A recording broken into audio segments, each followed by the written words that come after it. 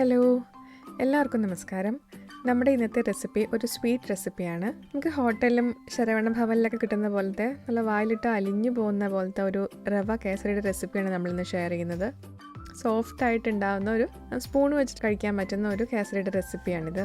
നിങ്ങൾക്ക് ഈ വീഡിയോ ഇഷ്ടപ്പെടുവാണെങ്കിൽ ലൈക്ക് ചെയ്യാൻ മറക്കരുത്. പിന്നെ നമ്മുടെ ചാനൽ ഇതുവരെ സബ്സ്ക്രൈബ് ചെയ്തിട്ടില്ല എന്നുണ്ടെങ്കിൽ പ്ലീസ് സബ്സ്ക്രൈബ് ചെയ്യുക. നമുക്കിനി നമ്മുടെ കേസരി എങ്ങനെ ഉണ്ടാക്കുന്നതെന്ന് നോക്കാം. അപ്പോൾ അതിന് വേണ്ടിയിട്ട് ഞാനൊരു പാന് മീഡിയം ഹീറ്റിൽ ചൂടാക്കിയിട്ടുണ്ട്. നമുക്ക് റവ കേസരി ഉണ്ടാക്കാൻ വേണ്ടിയിട്ട് 3/4 കപ്പ് നെയ്യാണ് ഞാനിപ്പോൾ ഉപയോഗിക്കുന്നത്. അപ്പോൾ ആ 3/4 കപ്പ് നെയ്യിൽ ഒരു 1/2 കപ്പ് നെയ്യ് നമുക്ക് ആദ്യം തന്നെ പാനിലോട്ട് ഒഴിച്ചു കൊടുക്കാം.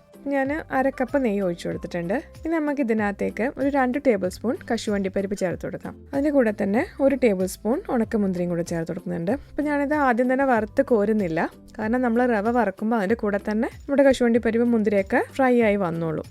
ഇനി ഇതിനകത്തേക്ക് 1 കപ്പ് റവ ചേർത്ത് കൊടുക്കുന്നുണ്ട്. റവ ഇട്ടതിന് ശേഷം നമുക്ക് നന്നായിട്ടൊന്ന് നെയ്യിൽ നമുക്ക് വറുത്തെടുക്കാം.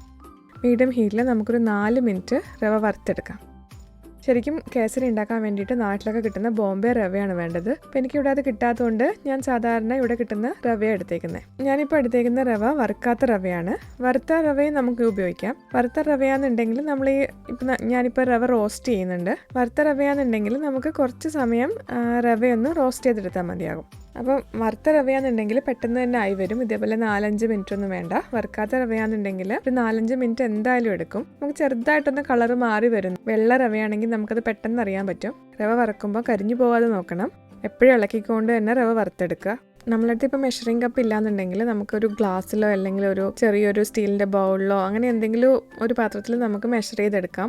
അങ്ങനെ ചെയ്യുമ്പോൾ നമ്മൾ അളവെടുക്കുന്ന എല്ലാം അതേ സെയിം പാത്രത്തിലായിരിക്കണം. ഇപ്പോൾ ഒരു ഗ്ലാസ് റവയാണ് എടുക്കണമെങ്കിൽ നമ്മൾ വെള്ളവും നെയ്യ് പഞ്ചസാര എല്ലാം അതേ ഗ്ലാസ്സിൽ തന്നെ എടുക്കണം. അങ്ങനെയാണെന്നുണ്ടെങ്കിൽ നമുക്ക് കറക്റ്റായിട്ട് കിട്ടും. ഇപ്പോൾ ഒരു 5 മിനിറ്റ് ആയിട്ടുണ്ട് ഞാൻ റവ വറുക്കാൻ തുടങ്ങിയിട്ട്.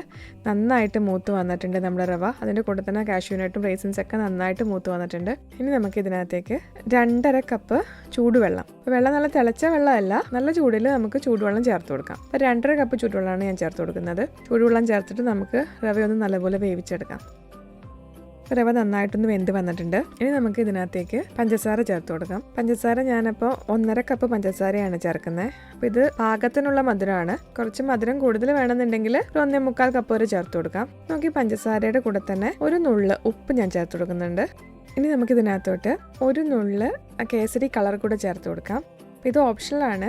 നല്ലൊരു യെല്ലോ കളർ കിട്ടാൻ വേണ്ടിയിട്ടാണ് ഞാനിത് ആഡ് ചെയ്യുന്നത്. അത് വേണ്ടാന്നുണ്ടെങ്കിൽ നമുക്കത് ഇടേണ്ട ആവശ്യമില്ല. ഇനി പഞ്ചസാരയൊന്ന് അലിയിച്ച് നമുക്കൊന്ന് വറ്റിച്ചെടുക്കാം. നമ്മുടെ പഞ്ചസാരയൊക്കെ നന്നായിട്ടൊന്ന് വറ്റി വരുന്നുണ്ട്. ഇനി നമുക്കിതിനകത്തേക്ക് നമ്മൾ നേരത്തെ മാറ്റി വെച്ച 1/4 കപ്പ് നെയ്യ് അത് നമുക്ക് ചേർത്ത് കൊടുക്കാം. അപ്പോൾ നമുക്ക് ഒന്നുകൂടെ നല്ല റിച്ച് ആയിട്ടുള്ളൊരു കേസരിയ വേണമെന്നുണ്ടെങ്കിൽ നമുക്ക് 1 കപ്പ് റവയ്ക്ക് 1 കപ്പ് നെയ്യ് എന്നുള്ള രീതിയിൽ ചേർത്ത് കൊടുക്കാം. അപ്പോൾ ഇത് തന്നെ നല്ല നെയ്യാണ്. നമുക്ക് നെയ്യ് ചേർത്ത് കൊടുത്തിട്ട് നെയ്യ് തെളിഞ്ഞ് വരുന്നവരെ ഒന്ന് നന്നായിട്ടൊന്ന് വേവിച്ചെടുക്കാം. അപ്പോൾ നമ്മൾ ഇളക്കിക്കൊണ്ടിരിക്കണം. അപ്പോൾ നെയ്യൊക്കെ തെളിഞ്ഞ് വരുന്നുണ്ട്. ഇനി നമുക്കിതിനകത്തേക്ക് ഒരു 1/4 ടീസ്പൂൺ ഏലക്കാപ്പൊടി ചേർത്ത് കൊടുത്തിട്ട് ഒന്നുകൂടെ നന്നായിട്ടൊന്ന് മിക്സ് ചെയ്തെടുക്കാം. നമ്മുടെ കേസരി ഇപ്പോൾ റെഡി ആയിട്ടുണ്ട്. ഇത് വളരെ എളുപ്പമാണ് തയ്യാറാക്കാൻ വേണ്ടിയിട്ട്. 10 മിനിറ്റിനുള്ളിൽ നമുക്ക് തയ്യാറാക്കിയെടുക്കാം. നമ്മൾ വായിലിട്ട ശരിക്കും അലിഞ്ഞു പോകുന്ന ഒരു കേസരിയാണ്. ഇത് ചൂടോടെ തന്നെ ഒരു പാത്രത്തിലോട്ട് മാറ്റിയിട്ട് ഒരു ബൗളിലിട്ടിട്ട് അല്ലെങ്കിൽ ചെറിയ ബൗളിലിട്ടിട്ട് നന്നായിട്ട് പ്രസ് ചെയ്തിട്ട് പിന്നെ ഒരു പാത്രത്തിലോട്ട് കമത്തുവാണെങ്കിൽ ആ ബൗളിൻ്റെ അതേ ഷേപ്പിൽ നമുക്ക് കിട്ടും. അപ്പോൾ ഇന്നത്തെ റെസിപ്പി എല്ലാവർക്കും ഇഷ്ടപ്പെട്ടു എന്ന് വിചാരിക്കുന്നു. വളരെ ഈസി ആയിട്ട് തയ്യാറാക്കി എടുക്കാൻ പറ്റാവുന്ന ഒരു റെസിപ്പിയാണിത്. അപ്പോൾ എല്ലാവരും ഒന്ന് ട്രൈ ചെയ്ത് നോക്കുക. നിങ്ങൾക്ക് ഇന്നത്തെ റെസിപ്പി ഇഷ്ടമാവുകയാണെങ്കിൽ കമൻസിൽ അറിയിക്കണം. നമുക്കിനി അടുത്ത വീഡിയോയിൽ കാണാം. Thanks for watching.